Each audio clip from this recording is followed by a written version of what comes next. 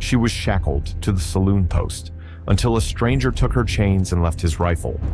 Elmswood sat crooked and half-forgotten at the edge of the Badlands, a town with more ghosts than gravestones, more bottles than Bibles, and only one street long enough to bury your sins. The buildings leaned as if drunk, narrow storefronts baked pale by the unrelenting desert sun, their wood shrunk and split like dry lips. Dust moved through town like a second wind, whispering old confessions to anyone still listening. At the very heart of that single street stood the Red Lantern Saloon, its porch boards warped and its windows clouded with the smeared breath of the damned. And chained to one of its porch posts, beneath the crooked sign that creaked whenever the wind remembered, stood a girl. She was shackled by the wrists, the iron looped through a rusting eye bolt sunk into the foundation beam. The chains were short, just enough to let her shift weight from foot to foot, but never enough to sit, never enough to escape the merciless kiss of the high sun. Her hands had long since bruised where the cuffs bit into the bone, and dried blood traced hairline cracks down her forearms like spilled ink over parchment. No one called her by name. They called her whore, witch, thief. The polite ones said nothing at all, but the worst were the ones who stared, men with cracked boots and thick knuckles, spitting their tobacco in her direction like a right.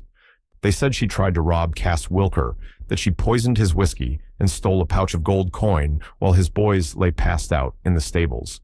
They said she was caught outside of town with a bloody knife and a saddlebag that didn't belong to her. They said all kinds of things, but she never spoke, not once.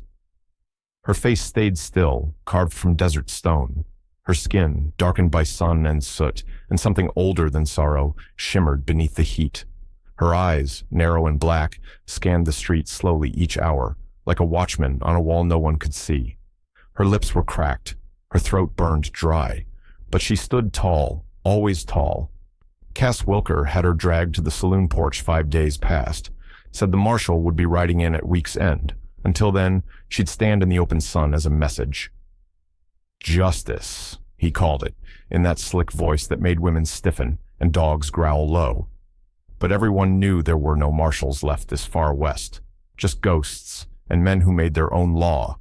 No one dared intervene, not the preacher, not the schoolmarm, not even Sheriff Dunn, whose badge had dulled to a colorless gray and whose holster sagged like his jowls. They played cards inside while she cooked beneath the sky, while the wind lifted her tangled hair and dried the blood between her knuckles. But on the 6th morning, just before the sun crested the boulder teeth east of town, a rider came. He came alone, and everything that followed would turn Elmswood from a town of whispers into a legend that would outlive the sand. He came from the east, out of the rising glare, where the sun cracked over the rocks like a struck match and turned everything westward into silhouettes and shadows. His horse was lean, not from mistreatment, but from distance. It carried no brand. Its hooves landed soft, like it understood silence better than men. The stranger wore a long duster, its hem dark with time, not road. His boots were black, not polished, but quiet. The rifle tied across his back wasn't slung casual like a hunter's, nor rigid like a soldier's. It sat there like something sacred, meant for only one purpose. He didn't glance at the signposts, didn't scan the buildings, just kept riding, slow and sure, until he reached the saloon.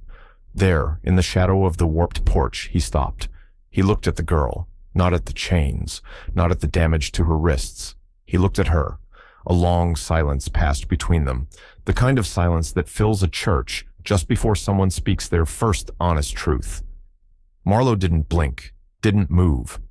But something deep behind her eyes seemed to shift, just slightly, like a river under ice. Inside, the piano struck a wrong chord. Laughter poured out after it, thick, sour, ugly. The saloon's doors flung open, and out stepped Cass Wilker, already drinking before noon. He wore a red vest today, the color of dried rust, with a gold pocket watch chain that clinked against his gut. 2 of his men flanked him, Lyle and Barrow, mean in the way dogs get when kicked too many times. Wilker saw the stranger, saw the way he looked at the girl, and didn't like it. "You lost," Wilker called out, lifting his whiskey bottle like it was a sheriff's badge. "Ain't no room here for charity." The stranger didn't answer, didn't even look at him. Wilker's smile twitched. That girl there? He jabbed a thumb toward Marlowe without turning. Thief! Tried to run off with what wasn't hers. Lucky we didn't shoot her. But we're decent folks, see? Marshal's coming. Gonna do it clean. Still nothing. The stranger dismounted slow, his boots crunching into the dust. He stepped past Wilker like he was furniture, stopping just before the girl, close enough to see the sores on her wrists, close enough to hear her breathing. Then, without a word, he unslung his rifle. Barrow shifted his weight. Careful now, friend. The stranger didn't raise the weapon. Instead, he leaned it gently against the same post where Marlowe was chained, then reached into his coat, pulled out something small. Metal glinted, a chisel, and a thin, black-handled hammer. He knelt and began to work. The sound was soft, tap, tap, tap, but in that square, under that sky, it rang louder than gunfire. The chain groaned. The bolt holding it to the post shivered once, twice, and then snap. The cuff dropped. Wilker shouted something. The stranger stood, left the chain lying in the dust like a snake that had shed its skin, and left his rifle behind. No one moved. The wind had gone still, like even it held its breath. Marlowe stood with her arms limp at her sides, the shackles still dangling from her wrists like the last rings of a broken yoke. She looked down at the rifle, propped against the porch beam as neatly as if it had been placed on an altar. It was old, but well kept. The wood worn silver smooth where fingers had curled around it for years. There were notches carved into the stock, 5, deep and careful. The stranger turned and started walking, not away fast, not like a man escaping, just slow, deliberate strides into the main street where the dust clung to his boots and the afternoon sun turned everything sharp and shadowless. Marlowe followed. No one told her to, no one had to. Her bare feet padded after him, each step uncertain but sure. The skin on her soles cracked open as they met the sun-baked road, but she didn't falter. Her knees ached. Her ribs burned from too many days without real food, but she walked like someone remembering how to move, like a prisoner remembering how to dance. Wilker's face twisted behind them. That rifle yours, he shouted. That chain was ours. No reply. You think you're a hero? He hissed, loud now, almost laughing. You think she's worth it? The stranger stopped once, just long enough to look back. His eyes met Wilker's, and what passed between them was quiet, final, something without need of words.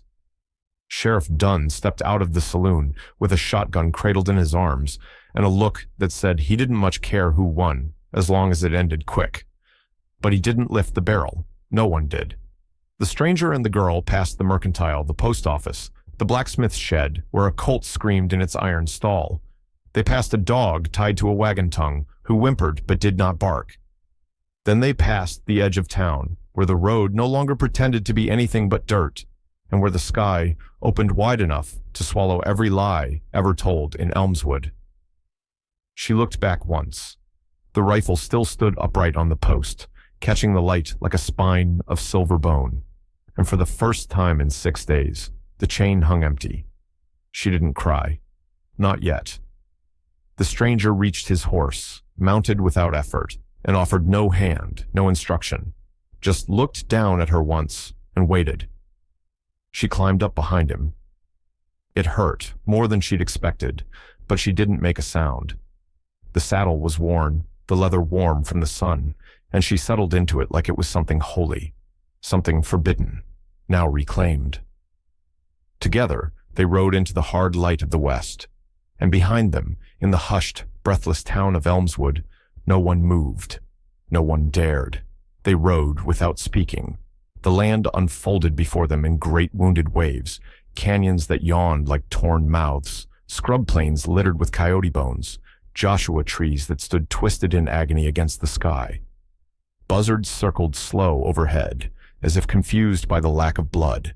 Heat rose in shimmering waves, bending the horizon like a mirage, but the stranger never lost the trail. He rode like a man who'd been this way before, like the land remembered him. Marlowe's arms clung to the saddle horn at first, her muscles weak from too much sun and too little mercy. The wind peeled at her skin, lifting the sweat from her brow, only to salt it with dust. But the further they went, the more upright she sat. Her bones remembered balance. Her breath found rhythm. Somewhere between the ridges and the red rock canyons, she began to feel like a body again, not just a weight chained to a post. They didn't stop until the sun folded itself behind a line of buttes, bleeding fire across the sky in one last act of defiance. The stranger led them into a shallow ravine flanked by rock and brush, dismounted, and without a word began to build a fire. She sat a few feet away, her hands wrapped around her knees. The cuffs were still on, but the chain between them was gone. They looked more like ornaments now, relics of some forgotten rite. He laid out 2 small tins of beans, opened them with the same black-handled knife that had chipped her free, and handed her one. The tin burned her fingers. She didn't flinch. They ate in silence. The fire cracked and hissed as the night pressed in, bringing with it a sharp chill that bit down through the heat-worn air like a broken promise. Coyotes howled somewhere far off. A pair of bats flitted above the flames, catching insects in quick, silent bursts. And then he spoke. "Name?" She paused, not because she didn't know it, but because it had been so long since anyone asked. "Marlowe." He nodded once, tossed a twig into the fire. "I seen you," she said. He didn't look at her. She continued. "Back at Twin Crossings, month ago. You were the one took down the Roskin brothers." A shrug, not denial, not pride. "People said you didn't even draw, just walked in, told them to drop their guns, and they did." Silence again. Then, "They had a child behind the bar. Ready to kill everyone in the room." Marlowe's mouth tightened. She looked into the fire. "Why'd you help me?" she asked. He didn't answer right away.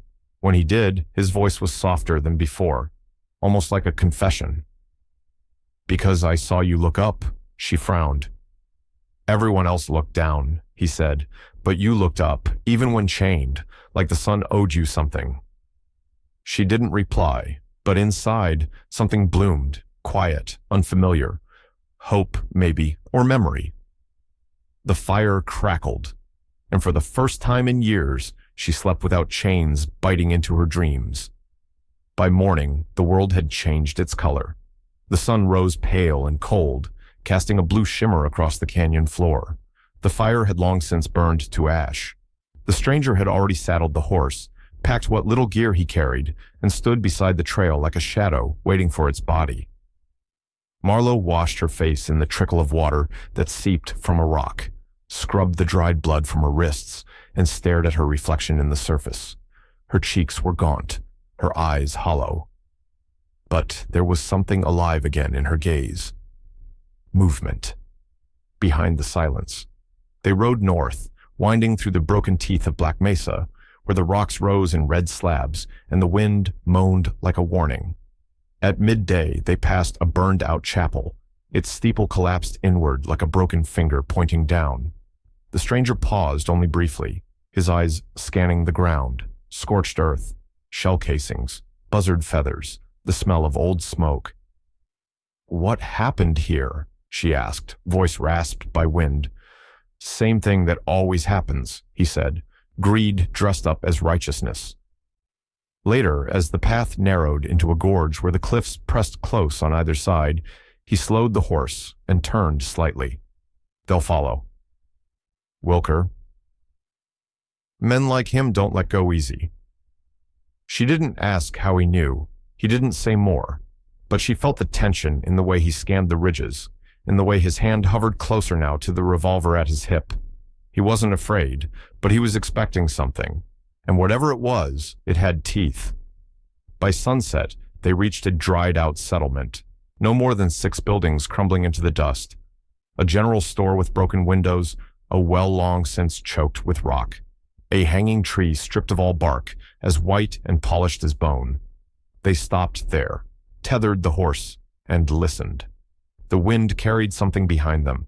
Footsteps, hooves, maybe just the ghost of Elmswood trying to find them again.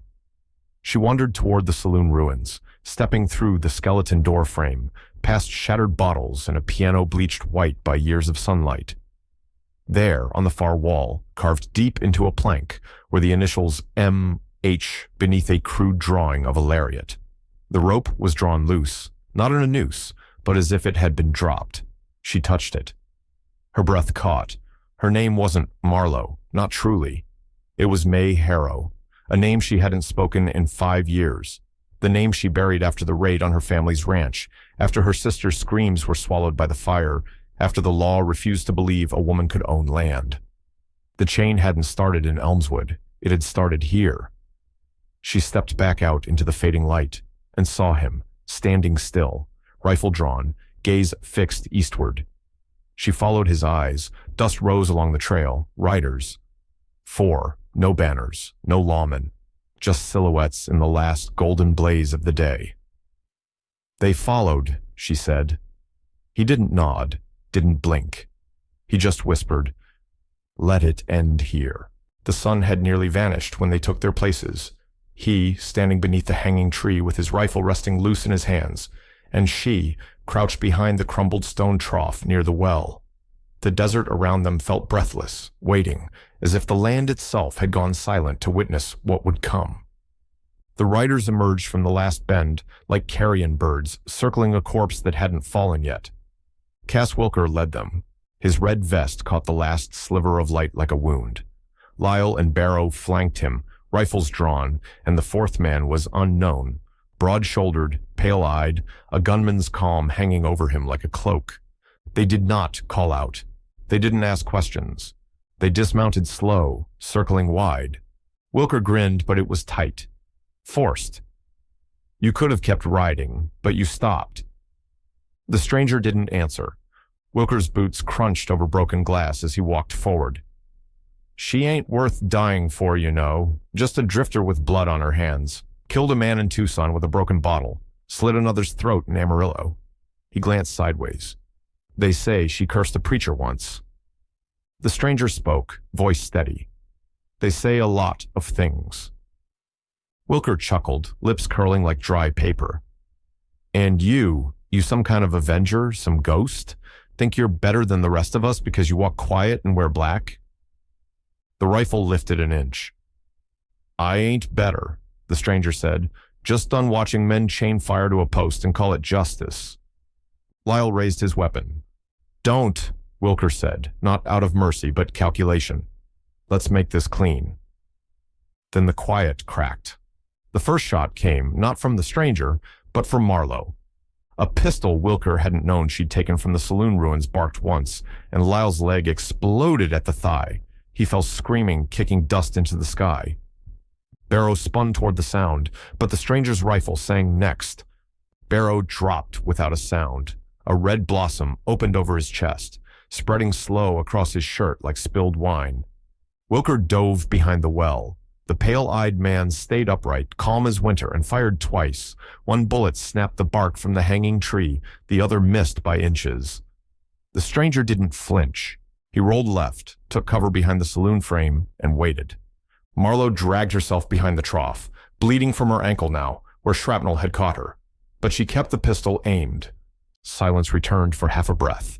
Then the stranger moved, fluid, lethal, 3 steps out, 1 breath. Then the rifle boomed once more. The pale-eyed gunman's knees gave way. He dropped as if the strings that held him had been cut by a cruel hand. Wilker rose, shouting something no one understood, firing blindly, and then stumbled back. A bullet struck the earth near his feet. Another sang past his shoulder. The stranger had not shot. Marlowe stood now, pistol trembling, aimed dead at Wilker's chest. "No more chains," she said, and pulled the trigger. Click. Empty. But it was enough. Wilker dropped the gun and dropped to his knees. They buried the dead beneath the red dirt at the edge of the ghost town, under a sky too wide for sorrow and a silence too old to judge. No prayers were spoken, no words exchanged, just the shovels and the scrape of stone on bone and the wind whispering through the hanging tree. Wilker they left unburied. He was tied to the same tree he'd tried to claim for others. Not dead, just broken. His mouth mumbled things no one listened to. His eyes no longer knew where to look. When the sun crested the horizon again, soft, peach-colored, as if ashamed of yesterday, Marlowe washed the blood from her hands, cleaned the pistol, and walked to the stranger. He sat near the fire.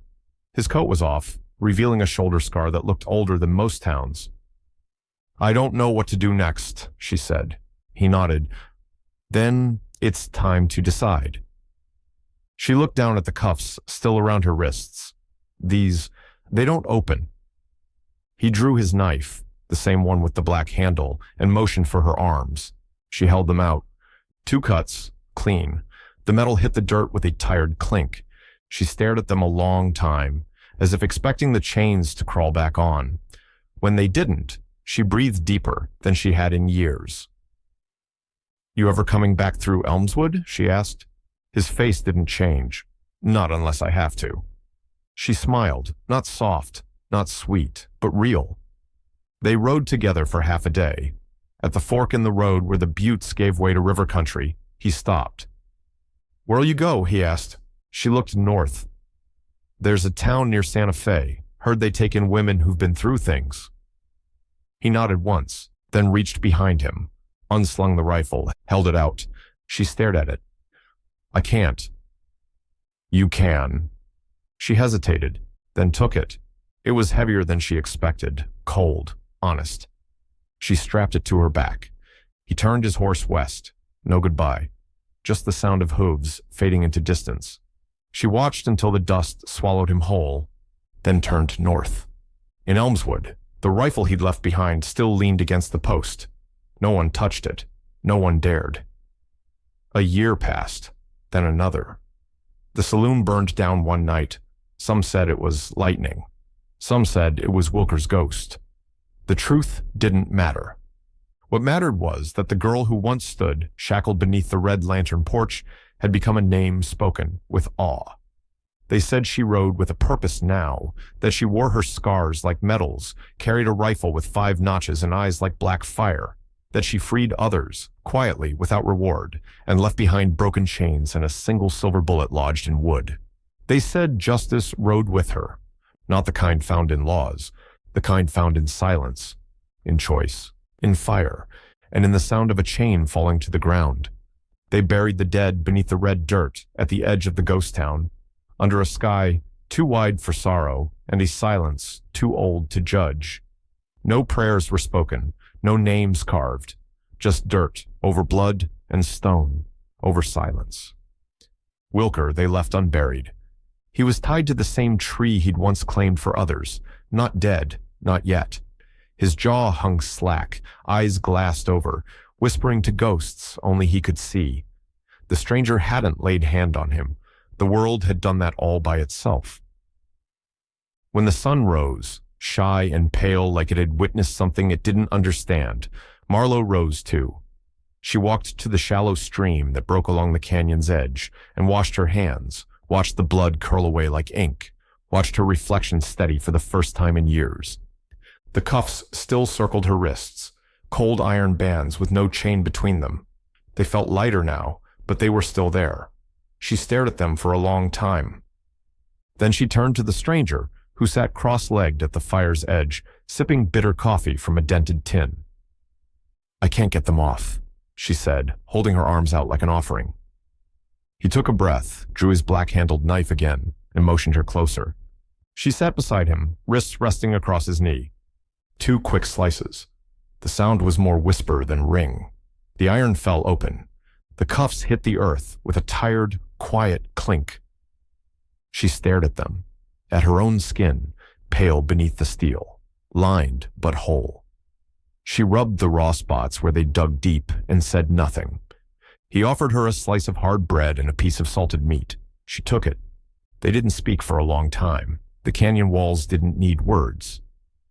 Later that morning, as the sky turned from pewter to bright brass, they saddled the horse, rode together past the bone tree, past the burned chapel, past the wind-shaped stone that looked like a woman's face turning skyward.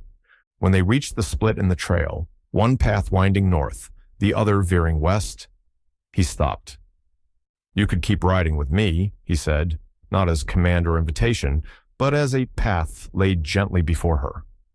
She thought about it, thought about the rifle back in Elmswood, the one left against the post, like a warning or a prayer. "I need to go where no one knows my name," she said, "but someday I'll ride back through, if the wind's right." He nodded once, then reached for his rifle, unslung it, held it out. It looked smaller in his hands than she remembered, less like a weapon, more like a promise. "I don't need it anymore," he said, "but someone will." She didn't reach for it at first, just stared, then took it. Her hands were steady. It fit her spine like it had waited for her all this time.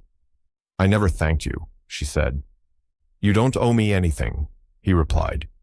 She smiled, dry and cracked, but real.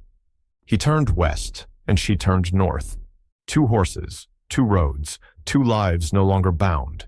In Elmswood, they burned the saloon to the ground. Some said it was lightning. Others swore it was the girl's spirit come back in fire.